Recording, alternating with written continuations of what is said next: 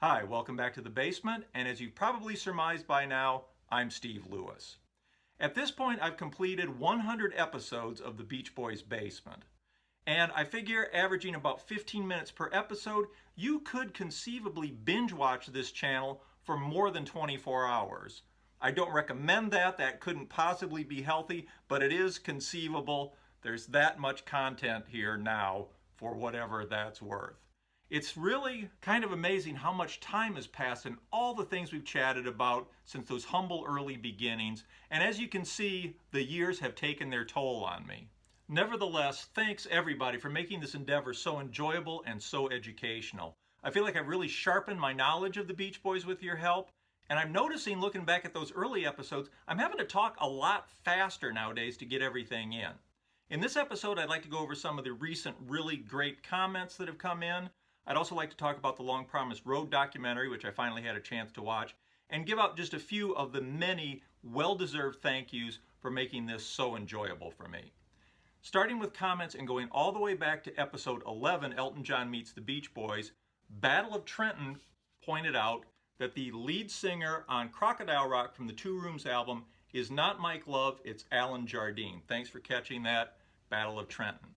Going to episode 23, the Beach Boys album covers part 3, we talked about how few rock albums had gatefold covers prior to Sgt. Pepper. Adding to the list of pre-Sgt. Pepper gatefold rock album covers, viewer Dr. Insomnia came up with the Rolling Stones' Big Hits, High Tide and Greengrass, the Mothers of Invention's Freak Out and Absolutely Free, and the Velvet Underground and Nico. It seems the prestigious Verve label was particularly generous with gatefold sleeves in the mid-60s. Moving to episode 66, the Beach Boys album covers part 9, we had talked about album covers pre the Beach Boys Light album that had illustrations on the cover for each one of the songs. Adding to that list was Brendan Vanderhoof with Charles Mingus' Oh Yeah album from 1962. And Jeff McDaniel with Rod Stewart's Every Picture Tells a Story album from 1971. The perforated hinge on this is so fragile, I almost hate to open it up, but there you can see. Thanks for those suggestions, adding to our ever-growing list. Jumping ahead to episode 84, the Going Public album by Bruce Johnston, I'd said that on the track Rock and Roll Survivor, there's a line that sounds to me like, I saved my money wisely and built a scooter made of wood. Kev Sebald suggested that that's a schooner made of wood, which makes a lot more sense, although I kind of like the idea of Bruce with his wooden scooter going up and down the driveway feeling like a real rock star. Anyway, Willie Minix from Minix Music also heard it as schooner. Thanks guys, that makes a lot more sense. Moving to episode 91 and the Surf's Up album, we had talked about the fact that Long Promised Road was released as a single twice in 1971, and I had said that it had failed to chart both times. Friendly76 pointed out that that was not true. On its second release, it charted at number 89. That happened on November 20th, 1971.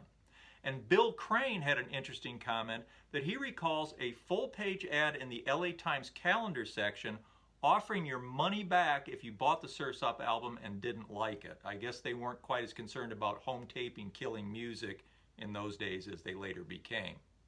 Moving on to episode 94 on the Beach Boys album covers part 11, Moonface Simpleton 73 tells me that the car featured on the front of the Still Cruising album is a 67 Corvette. He says it was the one year with this particular hood referred to as a Stinger, and that only came on the big block 427 models. Thanks for that, Moonface, and I hope I said that correctly. I'm a little out of my depth talking about cars, but really appreciate the comment. Moving on to episode 95 about At My Piano and the Long Promised Road soundtrack, Friendly76 and several others pointed out the fact that the live track I was talking about that's on that Long Promised Road soundtrack is In My Room. I said it was Surfer Girl, just a mistake. Sorry for the lapse in quality control on that, and thanks for catching it. Friendly76 and Now also pointed out that the lead singer on most of the new version of Long Promised Road is in fact Blondie Chaplin. Thanks for that.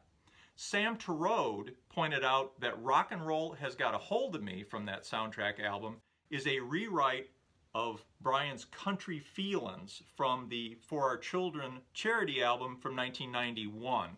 Personally, I prefer the Country Feelin's version myself, but I finally had a chance to see the Long Promised Road documentary a couple weeks ago, and I want to talk about it. There'll be spoilers here, so if you don't want to hear that, you can either mute it and I'll give you a wave when it's all over, or you can skip ahead to maybe 8:20, 8:30 ought to be safe. First of all, Jason Fine is a great interviewer.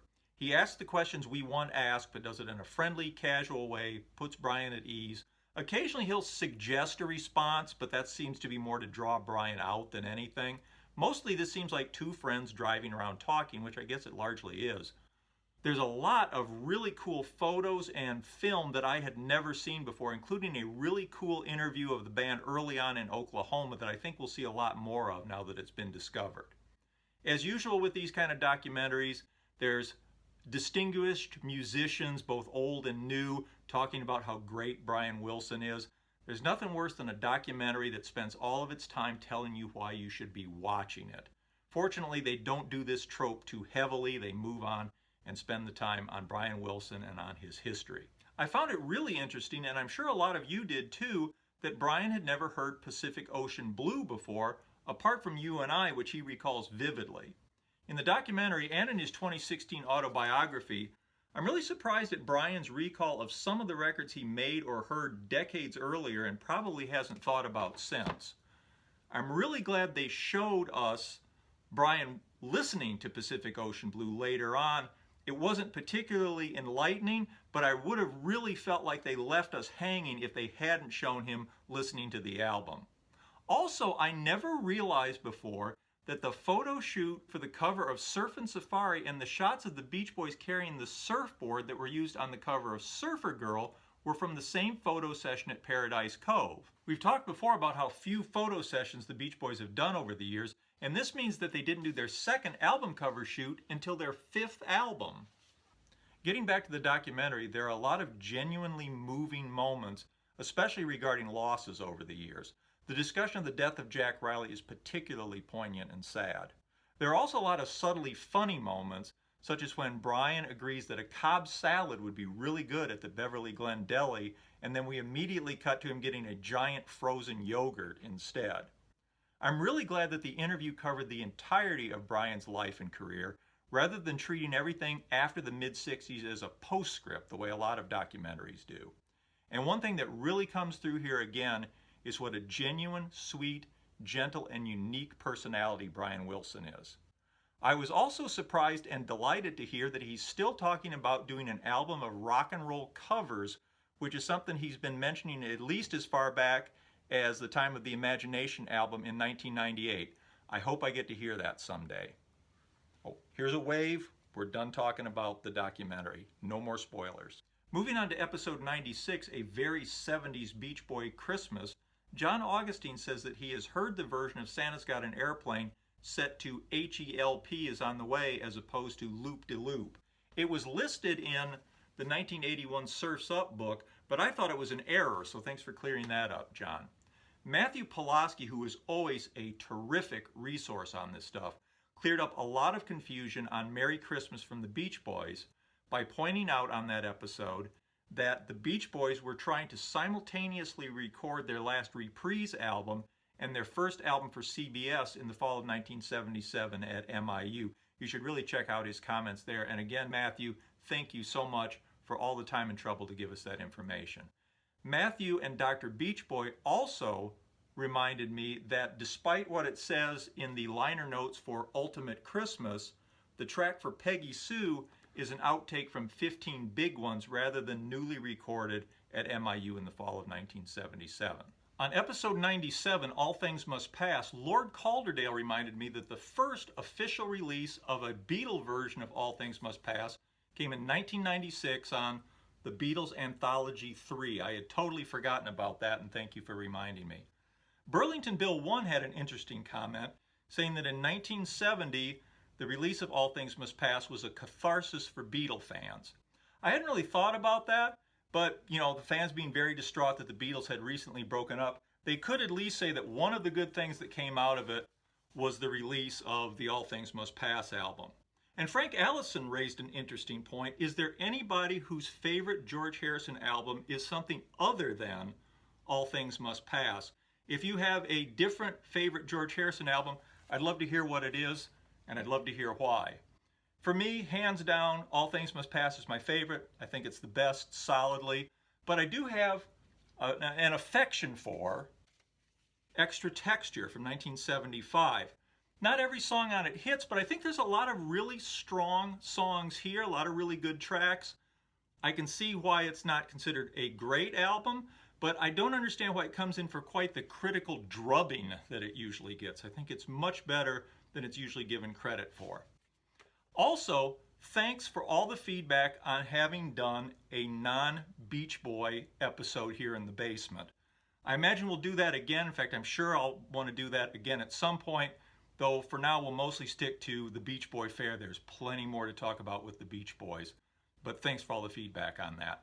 On episode 98, U.S. Pop Culture 1963 Part 2, Tom Olson speculates that Surfin' USA, Surfer Girl, and Be True to Your School might have gone to #1 if they hadn't had such strong B-sides. It's an interesting point. Of course, there's two schools of thought with B-sides. One, you don't waste a good track on a B-side, you just put some filler there. Or two, you put a second strong song on the B-side so the public and DJs have an option if they don't like the original A-side. And of course, the Beach Boys always went for that second option. They always put great songs on the B-sides. It was a good value for the public and it showed the depth of their material, but I think Tom's got a point that it might have also diluted the focus of the single to have two tracks worthy of airplay. Thanks for bringing that up. It's a really interesting thought.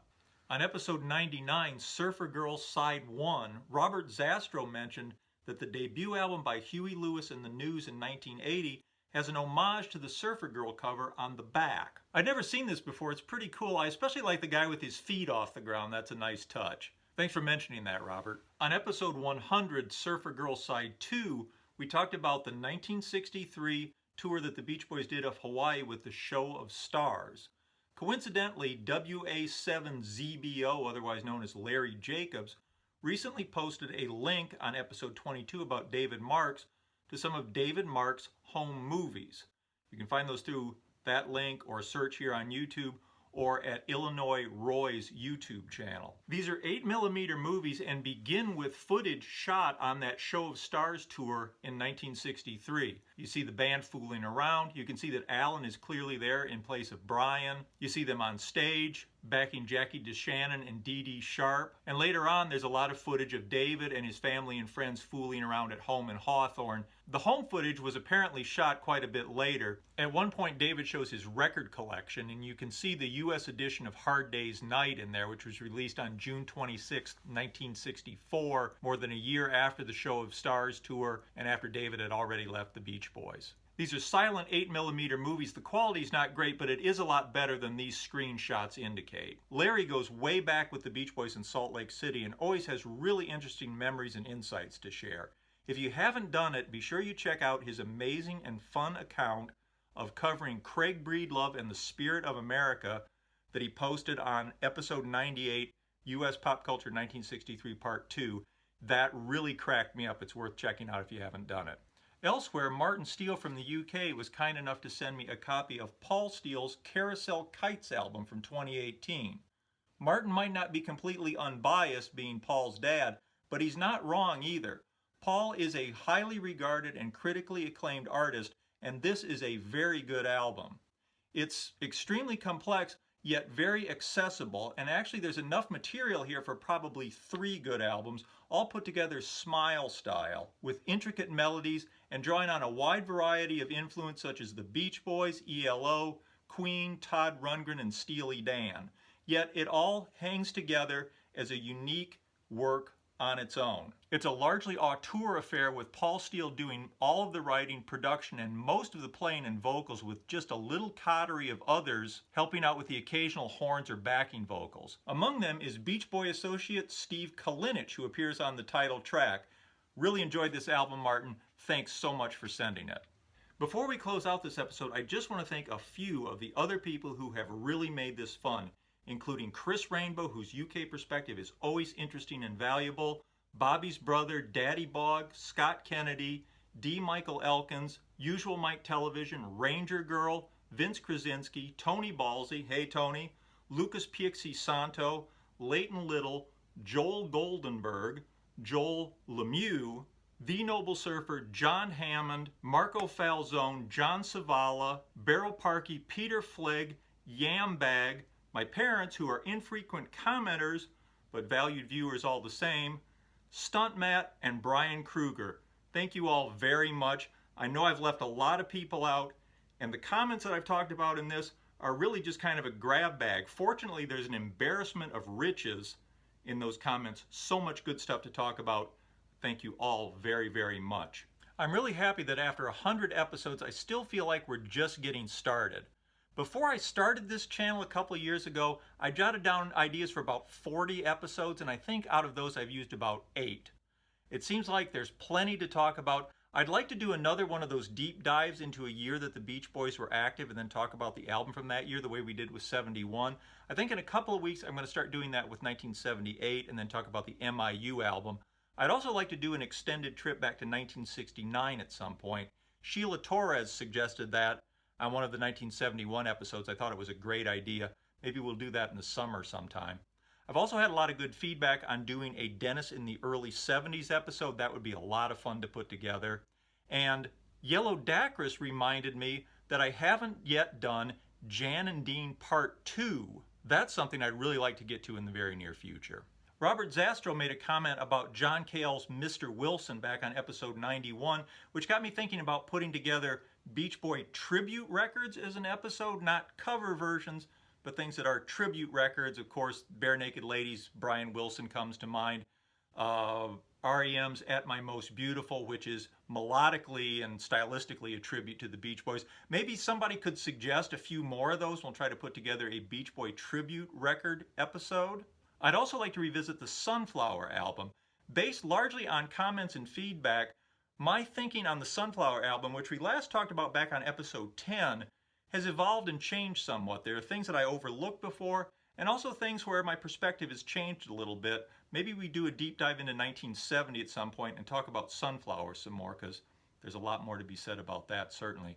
Plenty more things to come. There's a lot of Beach Boy albums we haven't got to. We haven't talked about the Honeys, Beach Boy books, reissues, much more to come. And thank you so much for your support again through all this. You have really made this an endeavor worth doing. Please keep it coming. We'll see you next time. Thanks again. Take care. If I didn't mention you, doesn't mean you're not highly valued. There's just only so much time. I'm very fortunate. Thanks. Bye.